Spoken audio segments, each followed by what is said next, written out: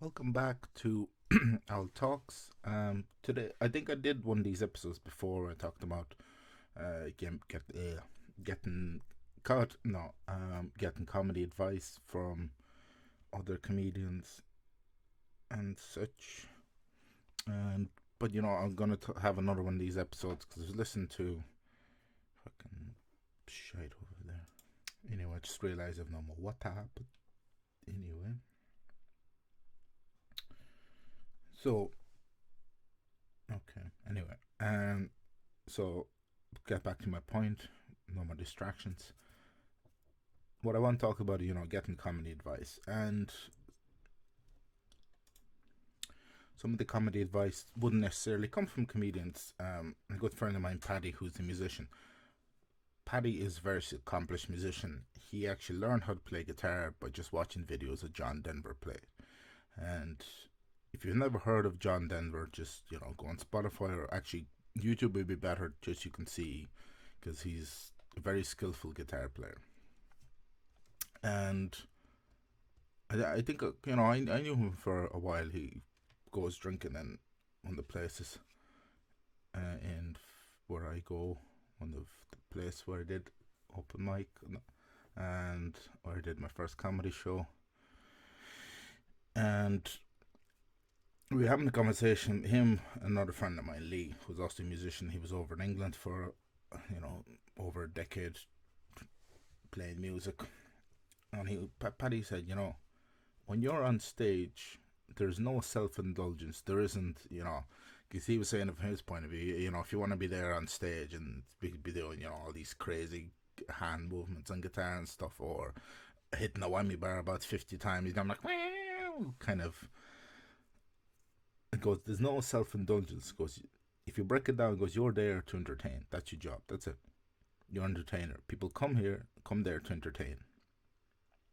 And that is your job, and I took that to heart because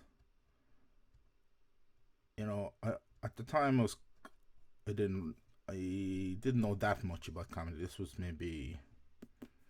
definitely after the Gong Show where I made a big mistake, and I'll address that as well. What that was lack of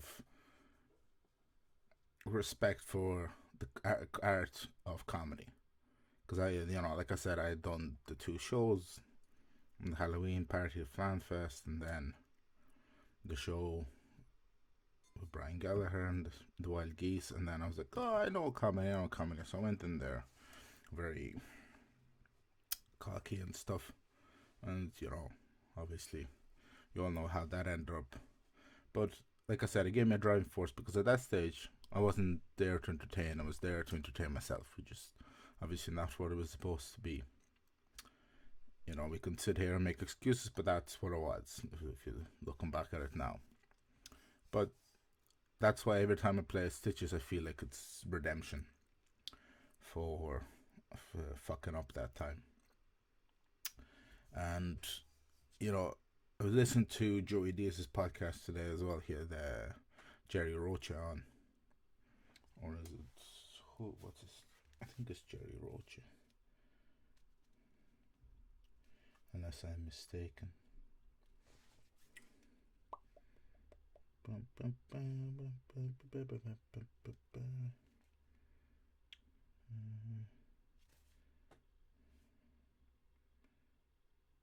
No, Eric Rocha, not Joey Rocha. Joey is Joey Diaz, Eric Rocha. Anyway, but he was talking about how my computer wants to explode. But anyway, he was talking about how when he used to do shows that Joey would host, he would never tell him how many minutes he was doing, and that he would just go out there and because what Joe was trying to teach him is be yourself on stage. Don't worry about how many minutes because that gets into your head. Because I do often work, and it comes up into my mind sometimes. But over the last couple of months, I've gotten considerably better at it in terms of I know time wise when I write the jokes how long it'll be and stuff like that. So And then another thing he was talking about was, kind of woke culture, because that's prevalent, and this kind of leads to people being scared for saying certain things to be cancelled. And then Joey said, if you're worried about that stuff, he goes, you've lost. He goes, there's no. Sometimes people's feelings get hurt when you say things, but it's how to explain it. It's more of a, like, say comedians. A lot of people say comedians are very dark. They make fun of everything, but it's not. It's more satire. It's more making fun of the situation than rather than being offensive or stuff like that. There is definitely some comedians that say offensive stuff. That is 100% true. But it's because I had an incident before. There was a person didn't like the joke. She was she was not impressed. She talked to the host after the gig and stuff, and it was. But the thing, it was more of a satire making fun of the way a certain government dealt with a certain situation, stuff like that, and but for whatever reason that person was upset. She said, "Oh, I'm gonna tell my friends and I never come to this comedy club and all this stuff." And I was like, okay, but you'll get that. So plus I remember somebody had asked me before that it's they were asking about if I was afraid of being cancelled, and I said, for what reasons? For somebody says like, look, I'm an ethnic minority from Siberia within the Russian Federation. And it's like there's nothing to cancel, so no, I'm not worried. But before I finish up, after Melinda did his solo show that will be going on tour 6th of September, he's starting in Scandinavia, then going to the Baltics, and he's ending up in Europe. Well, mainland Europe, but anyway. And I got talking to a bunch of people that Melinda did their podcast, so they come to watch the show. But they came to watch the show. By the way, if you want to hear more accents, no, I'm not gonna do accents. Although I am pretty good at a couple of them, especially the Eastern European one. But anyway, and they had just started their podcast. I think they've done like 3 episodes. We're just talking about, because I think they're on Spotify, they're on Archer, they're on basically their podcast out every single place you can really get podcasts. They actually say as well, if you put on Google's podcast platform, that it automatically shares to all the people they're associated with, but that have podcast apps or stuff like that. So I think it's a pretty cool thing. But like I said, for the time being, I will be just on YouTube. And we were saying, they said if you want, you can come on our podcast. Oh yeah, 100% definitely. I was like, come to the studio, and I was like, what? You have a studio? I said, I record in my room at home. Like, they guys blown away. They're like, well, it was like, and you only started out. I was like, why am I the schmuck? I was like, I want a studio, I don't want to, but big dreams. But yeah, it was it was a great conversation to have with them, because I was telling them how they do it the same as me, once a week. So, I wish them the very best of luck. I wish I'd remembered the name of the podcast, but yeah, at some stage this year I will be doing their podcast, coming on as a guest talk. Their podcast is essentially about life in Dublin. Now, while I don't live there, I'm up there enough to know about the nuances of the function of the city and stuff like that. So we'll have some funny, interesting stories there. In terms of Edinburgh Prep, I have not put the set together yet. I will do it some stage in the next 2 weeks. Am I nervous? Yes and no. I've gotten some nice reassurances from friends who've done it before. They said, look, it could be...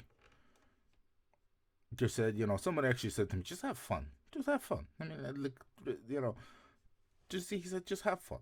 Don't be worried about the thing that it's a big, festival. Just go have fun. And I really appreciate that. And, it's from people who have been there before. It's 4th of August now that I'm recording this.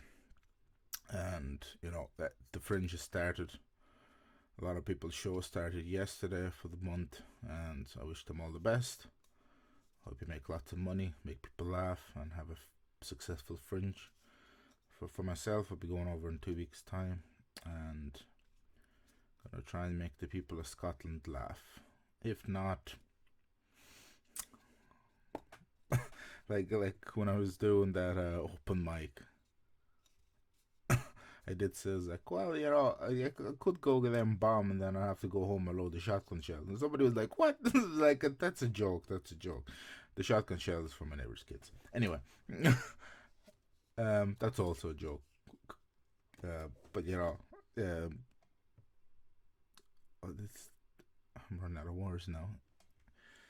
No, I don't. I mean, that's it really. I don't have anything else to say. I think that is pretty much it.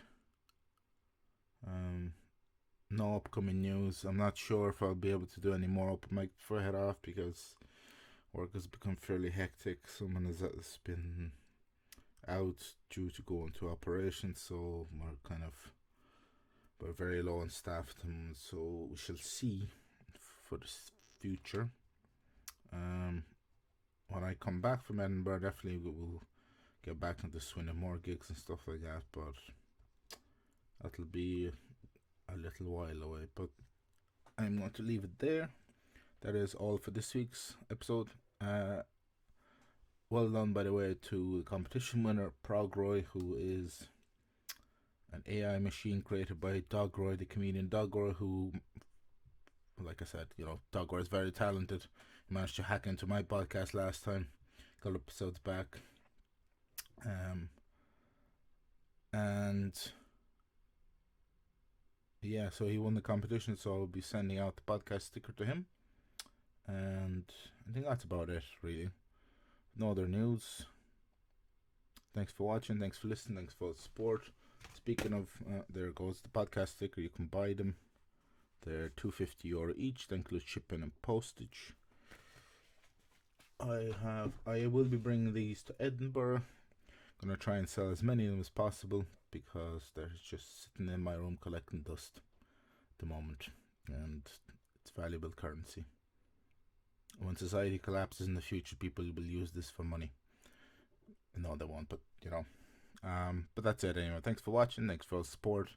Thanks for listening. I shall see you all next week. Goodbye.